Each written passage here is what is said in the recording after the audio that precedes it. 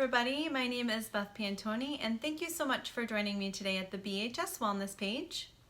Today we're going to talk about myofascial release and fascia.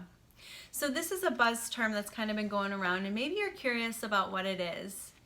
Myofascial release, to explain it in the simplest way, is self-massage to the body, and it's using a variety of different tools such as a tennis ball, lacrosse ball, or this is a trigger point ball.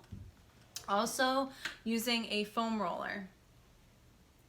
And it's working with the fascial system, and the fascia is located under the deepest layer of your skin, and it looks like this.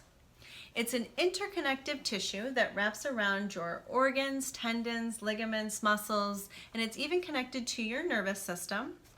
And when it's functioning properly, it allows your body to move as an integrative unit, but just allows your body to move freely and feel good. And so what happens is, over time, through repetitive movement patterns, whether that be sitting at a desk or commuting for long periods of time, or it could be trauma or stress to the body, you can develop these adhesions in the fascia, which can restrict your mobility, cause pain and tension and tightness, and can also cause these trigger points of the body as well, these tight knots that can cause pain. I know for me, I sit for long periods of time and I've got a lot of trigger points going on in my back.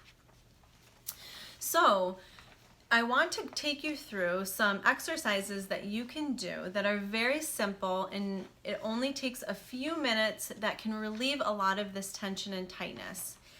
And we're going to use it with the foam roller and the tennis ball. So hang with me, and I'm going to show you in these next videos some exercises that you can do. See you soon.